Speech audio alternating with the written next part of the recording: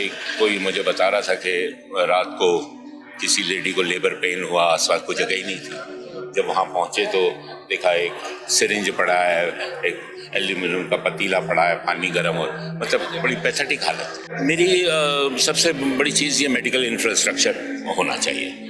ये सबके लिए ज़रूरी है, मतलब ये बड़े बुज़ुर्गों के लिए ज़रूरी है, लेडीज़ के लिए ज़रूरी है, और जो गर्भवती महिलाएं हैं उनके लिए ज़रूरी है। और अगर आप चाहते हैं कि लोग वापस जाएं बिना भय के, बीमार होने का डर ना हो, ये ना हो, सारी सुविधाएं हों, तो इस पर थोड़ा ध्यान देना चाहिए, मुझे ऐसा लगता है। हमारे साथ सुधीर पांडे जी हैं, बहुत सीनियर आर्टिस्ट हैं। आज आप यहाँ आए, प्रवासी उत्तराखंडी सम्मेलन है, कितनी महत्वपूर्ण पहल के तौर पर आप इसे देखते हैं? ये बहुत अच्छी पहल है, बहुत ही बढ़िया। और क्या है कि देखिए, उत्तराखंड बेशक एक छोटा प्रांत है, लेकिन यहाँ अब तो प्रदेश बन गया, प्रांत बन गया, अब एक सेपरेट स्टेट बन गया, और 24 साल इसको होने वाले हैं। उससे पहले यहाँ पर पहाड़ में कितनी लोगों को परेशानियाँ होती थी। पढ़ लिख लेते थे, अच्छी पढ़ाई करते थे, हमारे यहाँ का जो एजुकेशन का वो स्टैंडर्ड था वो बहुत हाई था, और लोगों को लेकिन पढ़ लिखने के बाद जो है रोज़गार के लिए पहाड़ छोड़ना पड़ता था। तो उनके घर के लोग, बाकी लोग, परिवार वाले, माँ बाप वहाँ रह जाते थे, ये लोग काम के लिए प्लेन्स में आ जाते थे या विदेश चले जाते थे। तो अब क्या है कि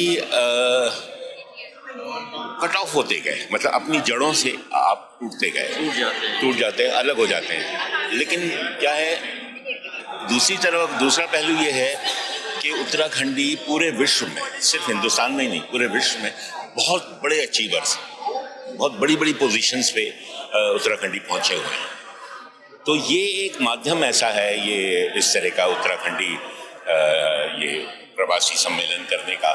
इससे क्या है कि लोग जुड़ेंगे। अब जैसे आज लोग आए हैं, अभी इसमें एक प्रयास और होना चाहिए कि सबका एक दूसरे के साथ इंटरेक्शन करना चाहिए। कौन कहाँ से आया है, क्या कहाँ उसने क्या अचीव किया हुआ है।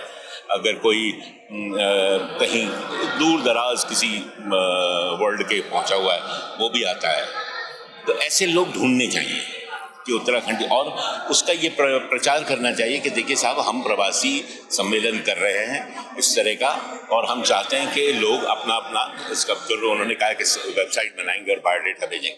तो अगर जितने ज़्यादा लोग जुड़ते जाएंगे, ये क्या कहते हैं, समागम उतना बड़ा होता जाएगा, और उतना बड़ा हो जाएगा। उसके बाद जैसे उन्होंने कहा कि एडॉप्ट अ विलेज, तो जो लोग अपनी जगहों से कट ऑफ हों, या तो अपने ही विलेज को डेवलप करो या दूसरा विलेज एडॉप्ट कर लो।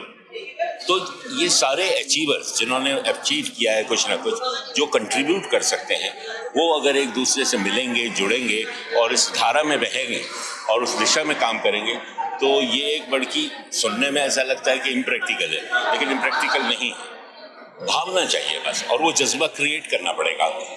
ऐसे समागम क्रिएट कर करके, एक दो समागम के बाद तो नहीं होगा, लेकिन जब अगर एक ये रेगुलर रूटीन में आ जाए, इस तरह का मिलना जुलना रेगुलर रूटीन में हो जाए, और ऐसे लोगों को टैप किया जाए जिनकी काबिलियत इंटरनेशनल लेवल पे है, नेशनल लेवल पे है, जो अपना सहयोग दे सकते हैं, अपना कंट्रीब्यूशन दे सकते हैं, आइडियाज़ दे सकते हैं, तो उससे क्या है, प्रांत को ओवरऑल बहुत फ़ायदा होगा।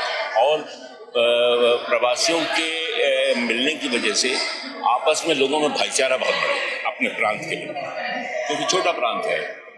और क्योंकि बाकी जैसे दूसरी जगहों में क्या होता है, गांव में लोग रहते हैं, सब कुछ है, लेकिन यहाँ लोगों को मजबूरन, बहुत से लोग नहीं भी चाहते थे, आज 24 साल हुए हैं प्रांत बने, उससे पहले ऐसे बहुत से लोग थे जो नहीं चाहते होंगे अपना जगह छोड़ना, लेकिन क्या करें, उनको जाना तो काम के लिए बाहर पड़ेगा ही। अच्छा, आप चूंकि आपके जीवन का भी अनुभव बहुत लंबा हो गया है, आप क्या हर्डल्स हैं कि हम वापस नहीं आ पा रहे हैं, अपनी जड़ों के पास वापस नहीं आ पा रहे, क्या रुकावटें रोकती हैं हमें? रुकावटें क्या हो गया कि सब क्या होता है, एक बार कट ऑफ आप हो जाओ तो अब आप एक जगह रहने के आदी पड़ गए। अब पहाड़ों में रेगुलर जाना हर आदमी के बस की बात नहीं है, मेडिकल फैसिलिटी नहीं है, आदमी डरता है कि यार कहीं साला हार्ट का प्रॉब्लम हो गया, किसी और तरह का इमरजेंसी आ गई, कहाँ जाएंगे। तो मेडिकल इंफ्रास्ट्रक्चर वो ज़रूरी है। अब आप पहाड़ में इंटीरियर में चले गए, नेचुरल नेचर को देखने चले गए, घूमने चले गए, और या उस जगह को डेवलप कर रहे हैं आप एज ए टूरिस्ट स्पॉट। तो खाली एक चीज़ को, जो मैं अभी शूटिंग के लिए भी बोल रहा था, कि खाली लोकेशन चिन्हित करने से नहीं होगा। उस लोकेशन के आसपास का जो इंफ्रास्ट्रक्चर है, एक 20-25 लोगों की अगर फिल्म की शूट की टीम आती है और वो एक लोकेशन सेलेक्ट करती है, लेकिन उस लोकेशन में पहुंचने में ही अगर आपको 3-4 घंटे 5 घंटे लग जाएं और वहाँ रहने का कोई साधन ना हो, तो इसलिए जो जगह चुनी जाएं वहाँ आसपास सारा इंफ्रास्ट्रक्चर होना चाहिए, एकोमोडेशन होनी चाहिए, मेडिकल फैसिलिटीज़ होनी चाहिए। तो ये मेहनत वाला काम। अच्छा, नई पीढ़ी को लेकर क्या सोचते हैं आप? नई पीढ़ी की सोच में बदलाव आया है क्या? वो रहना चाहती है या किस तरीके की? अभी तक तो नहीं लग रहा कि कोई बहुत बड़ा बदलाव आया है, लेकिन ये है कि बहुत से लोगों को अब ये है मशीनी ज़िंदगी की वजह से बहुत से लोगों को ये है कि ये थोड़ा अब एक तन्हाई के लिए या कह लो, या अपने आप में विलीन होने के लिए कह लो, अब लोग ऐसी जगह ढूंढने लगे हैं। लेकिन जैसे मैंने अभी यहाँ कितना है मालूम नहीं, लेकिन हिमाचल और कुछ पर्वतीय एरियाओं में देखा कि बहुत होम स्टे खुल गए हैं। ये कोविड के टाइम से हुआ था कि जब घर में बैठ के काम कर सकते हैं आप, वर्क फ्रॉम होम।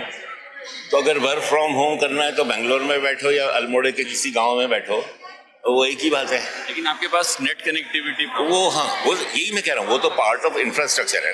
वो तो फिल्म शूटिंग के लिए भी देंगे, आपको पूरा चाहिए। तो इंफ्रास्ट्रक्चर साथ साथ चलते रहना चाहिए अगर हम चाहते हैं कि लोग वापस पर्वत की तरफ जाएं। तब आप मानते हैं कि इंफ्रास्ट्रक्चर पे भी बहुत काम करना बाकी है?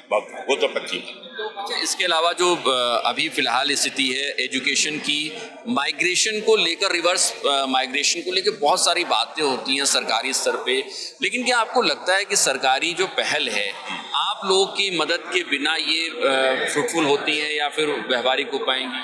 नहीं, हो सकती है अगर सरकार, गवर्नमेंट अगर एक बार, क्योंकि क्या होता है कि विल चाहिए ना, विल चाहिए, और लेकिन लोगों के सपोर्ट से, जो प्रवासी लोग हैं उनके सपोर्ट से वो बिल जो है और उसको वो मिल सकता, बढ़ावा मिल सकता, और थोड़ी सिंप्लीफाइड हो सकती। लेकिन बेसिक जो विल है वो तो सरकार की ही होनी चाहिए। आप कब का प्लान बना रहे हैं आप? किस चीज़? उत्तराखंड में कहाँ जाएंगे, क्या प्लान है? जैसे हिमानी शिवपुरी जी कह रही थी कि मैं मिलेट्स की खेती करना चाहूँगी अपने इलाके में जाके। ऐसा कोई प्लान नहीं है, लेकिन ये है कि एक छोटी सी कुटिया बनाना चाहूँगा जहाँ आए, अपना बैठे, अपना तन्हाई में रहे, इस तरह का ज़रूर करना चाहूँगा। लेकिन वही जो मैंने बताया, जो कई बार वही जो भय खाता है कि अगर हम जाएं और कहीं बीमार पड़ गए, कहीं कोई, क्या है ना, ये डर है खास तौर पे उनके लिए जो एज होती जा रही है। एज फैक्टर सबसे बड़े इम्पोर्टेंट है। और आयरनी क्या है कि जब आदमी एज फैक्टर होता है उस वक्त वो अपनी पुरानी यादें सोचता है, उस वक्त वो चाहता है कि मैं यार वह पहाड़ में अपने गांव के आसपास कहीं होता, लेकिन कैसे जाऊँ, थक जाता हूँ, ब्लड प्रेशर है, शुगर है, डायबिटीज़ है, और वहाँ अगर जाकर टैब बोल गया तो क्या होगा, या बीमार पड़ गया तो क्या होगा, कौन देखेगा। ये सबसे बड़ा डर, बहुत बड़ा डर है। देखिए मेडिकल, क्योंकि यंगस्टर्स के लिए ठीक है, वो जा सकते हैं 10-15 दिन रह के अपना पड़ा, उनको भय नहीं है। तो ज़रूरी नहीं है कि जो बड़ा एल्डरली आदमी उसको कुछ होगा ही, लेकिन संभावना बढ़ जाती है। अभी आपने देखी वो तस्वीरें जिसमें लोग कंधों पे लेके जा रहे होते किसी को डोली पे, ऐसा फील वहीं से आता है? हाँ, डर लगता है। बिल्कुल। और कुछ केसेस ऐसे हुए हैं जहाँ एक कोई मुझे बता रहा था कि रात को किसी लेडी को लेबर पेन हुआ, आसपास कोई जगह ही नहीं थी। जब वहाँ पहुँचे तो देखा एक सिरिंज पड़ा है, एक एल्यूमिनियम का पतीला पड़ा है, पानी गर्म, और मतलब बड़ी पैथेटिक हालत। ऐसा मुझे कुछ लोगों ने बताया इंटीरियर में। तो ये चीज़ें जो हैं होनी चाहिए। अच्छा, और क्या है, देखिए हर चीज़ एक दूसरे से रिलेटेड है। डॉक्टर पढ़ लिख कर, एजुकेटेड होके गांव में जाके काम नहीं करना चाहता, उसको शहर में दुकान खोलनी है, लग्जरी लाइफ जीनी है क्योंकि वो जो एक समाज के लिए काम करने का जो जज्बा डॉक्टरों में होना चाहिए, या जिसकी कसम खिलाई जाती है, वो कहाँ है? दुकानें हैं, हर डॉक्टर की दुकान है। एक आपको 100 में से 1-2 मिल जाएंगे जो जन असली भावना से करते हैं। अब वो वहाँ जाना, जो ना साधारण गांव में नहीं जाना चाह रहे, वो पहाड़ के गांव में कैसे जाएगा आदमी? उसको वहाँ पूरा लग्जरी भी दे दो तो वो नहीं रहेगा। आखिरी सवाल आपसे, मुख्यमंत्री पुष्कर सिंह धामी अगर आपको सुन रहे हो तो आप उनसे एक या दो कुछ ऐसी जो डिमांड, जो बहुत हॉट डिमांड हो आपकी, क्या चाहेंगे आप? मेरी सबसे बड़ी चीज़ ये मेडिकल इंफ्रास्ट्रक्चर होना चाहिए। ये सबके लिए ज़रूरी है, मतलब ये बड़े बुज़ुर्गों के लिए ज़रूरी है, लेडीज़ के लिए ज़रूरी है, और जो गर्भवती महिलाएं हैं उनके लिए ज़रूरी है। और अगर आप चाहते हैं कि लोग वापस जाएं बिना भय के, बीमार होने का डर ना हो, ये ना हो, सारी सुविधाएं हों, तो इस पर थोड़ा ध्यान देना चाहिए, मुझे ऐसा लगता है। बहुत शुक्रिया हमसे बातचीत के लिए, बहुत साफगोई से आपने बात रखी। तो यकीनी तौर पर मेडिकल इंफ्रास्ट्रक्चर, सुधीर जी का जैसा मानना है कि वो बहुत डेवलप होना चाहिए अगर हमें रिवर्स पलायन की ओर बढ़ना है।